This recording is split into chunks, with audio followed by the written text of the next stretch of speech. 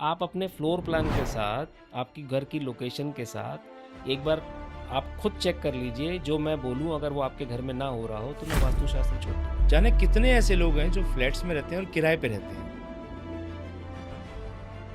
अब उनको तोड़-फोड़ तो कर नहीं सकते वो। तो क्या कोई ऐसा इनविजिबल वास्तु होता है जो सिर्फ़ रंगों को या नेचर को देख कर के जिससे अपन उसका वास्तु कर सकें, या आप भी तोड़-फोड़ में बिलीव करते हैं? बहुत सारे लोग आजकल रोज़ रील बनाते हैं, अलग-अलग तरह के टोटके बताते हैं कि रातों-रात पैसा आने लगेगा, जितने पैसे लिख के डालो उतने पैसे आ जाएँगे। ऐसा नहीं होता।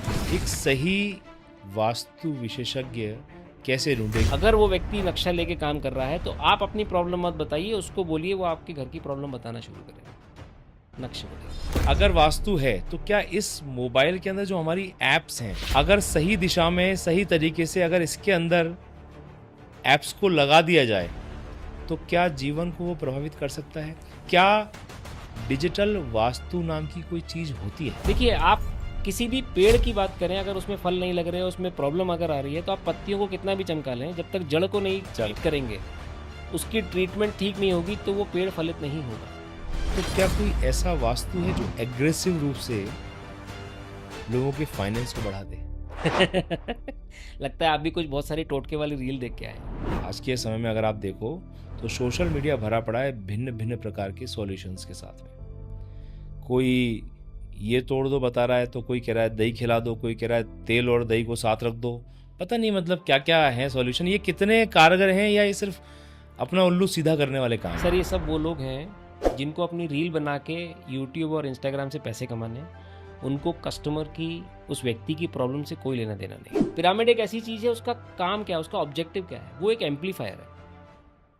लेकिन वो एम्पलीफायर कब लगाना चाहिए और कहाँ लगाना चाहिए? कोई छत पे लगा रहा है, कोई दीवार में लगा रहा है, कोई अलमारी पे लगा रहा है, कोई ज़मीन पे लगा रहा है, किसी को नहीं पता कि क्या लगाना हुँ, है, हुँ, हुँ। कहाँ लगाना है और कितना लगाना है। कई लोग जो सैकड़ों, हज़ारों, लाखों लोग हैं, घर में बैठ के रील्स बनाते हैं। जिस रूम में बैठ के हम रील्स बनाते हैं, वीडियो बनाते हैं, क्या उस रूम का वास्तु हमारी सोशल मीडिया रीच को प्रभावित करता है? अब आपके हिसाब से तो लोग चमत्कार ही बुलाते हैं, लेकिन चमत्कार मेरा नहीं है, वो तो महादेव का है। मेरे हिसाब से भी क्या, मैं तो जिनसे पूछा तो उन्होंने कहा वो चमत्कार ही होंगे, चमत्कार ही है।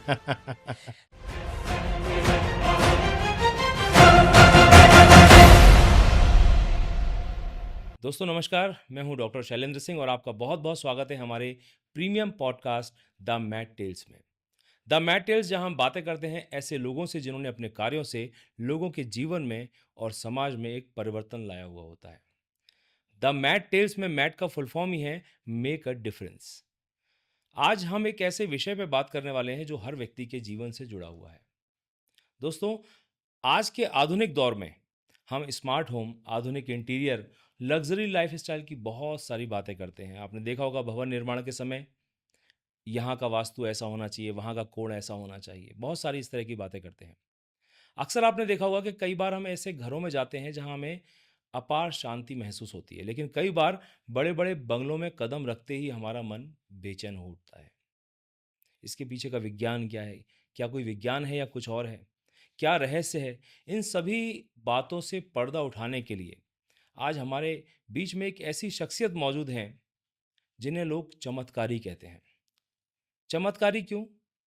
क्योंकि इनके पास जीवन से जुड़े हर विषय का, हर समस्या का समाधान है, जादू टोना और तंत्र मंत्र छोड़ करके।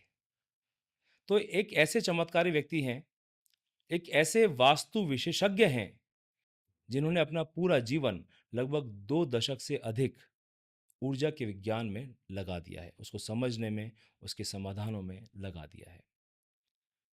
इनका मानना है कि वास्तु केवल उत्तर दक्षिण का खेल नहीं है, ये प्रकृति के 5 तत्वों और मानवीय संवेदनाओं का गहरा तालमेल है। सवालों की एक लंबी लिस्ट हमने बनाई, लोगों से हमने पूछा कि हमारे शो में एक वास्तु एक्सपर्ट आने वाले हैं, तो क्या क्या उनसे पूछने चाहिए। तो जो सवाल हमारे पास आए हैं वो ऐसे सवाल हैं जो लोगों के द्वारा लिए गए सवाल हैं। तो बहुत अधिक विलंब ना करते हुए हमारे स्टूडियो में आज बेंगलोर से पधारे हैं एक ऐसे व्यक्ति जिनके साथ आपको जान के आश्चर्य होगा कि जिनके साथ हम अपने मैट टिल्स पॉडकास्ट का पहला पॉडकास्ट शूट करना चाहते थे।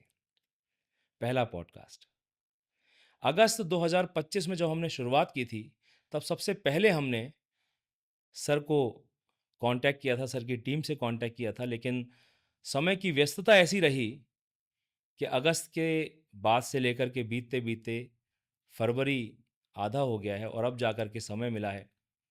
तो बहुत मुश्किल से सर हमें पकड़ में आए हैं। तो आज इनसे बहुत सारी प्रश्नोत्तरी करेंगे, बहुत सारी बातें करेंगे, बहुत सारी जिज्ञासाएँ हमारे मन में हैं।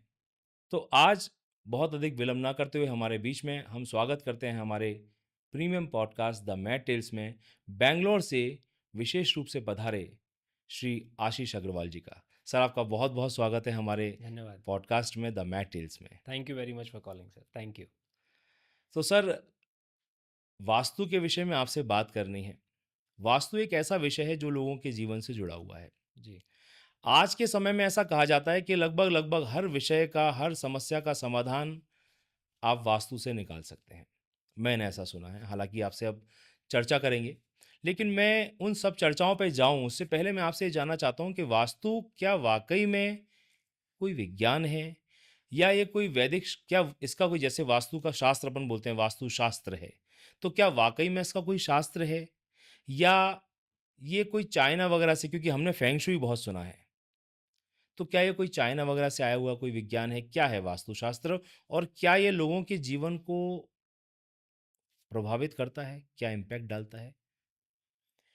जी, तो मैं स्टार्ट करता हूँ आपके सवाल का पहला भाग कि वास्तु क्या शास्त्र से है कि चाइना से है। जी, सबसे पहली बात ये है कि वास्तु शास्त्र वो अपने आप में एक शब्द वो ये कहानी कहता है कि ये हमारा एक ऐसा शास्त्र है जो हजारों साल से हमको दिया गया है। ये विद्या भगवान महादेव की दी हुई है। ये विद्या बनाई इसलिए है कि व्यक्ति अपने लिए एक वास करने योग्य स्थान बना सके, एक ऐसे भवन का निर्माण कर सके जिससे कि उसके जीवन में हेल्थ, वेल्थ, प्रॉस्पेरिटी वो सारी चीज़ें उसको प्राप्त हो जो वो जीवन में चाहता है। वास्तु को लेकर बहुत सारी भ्रांतियाँ हैं कि वो कहाँ का है, किसने दिया, जैसे आपने बोला चाइना से आया। हाँ, एक्चुअली में अगर आप उसका ओरिजिन देखते हैं तो हज़ारों 10,000 साल से ज़्यादा पुरानी ये विद्या है, जो महादेव ने ऋषि पराशर को दी और वहाँ से चली बृहद्रथ को और वहाँ से मिली विश्वकर्मा जी को। Vishwakarma ji is the god of architecture. इसके अलावा अगर हम शास्त्रों की बात करें तो सम्रांगण सूत्रधार, महादेव का जो शिव पुराण है उसमें कुछ भाग मिलता है। समरांगण सूत्राधार में आपको मैक्सिमम मिलेगा सारी चीज़ें तो नगर वास्तु को लेकर टेम्पल आर्किटेक्चर को लेकर ज़्यादा है। घर के वास्तु को लेकर चीज़ें हैं बट बहुत कम। लेकिन अगर आप विश्वकर्मा प्रकाश की बात करें तो वहाँ पे आपको काफ़ी विस्तार में इसके बारे में डिटेल में समझने मिलेगा कि कैसे भवन का निर्माण होना चाहिए।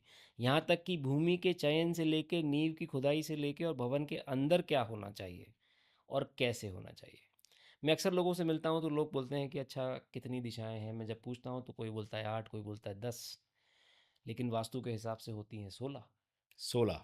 जी। हर दिशा का अपना एक गुण है, उसका अपना एक एट्रीब्यूट है।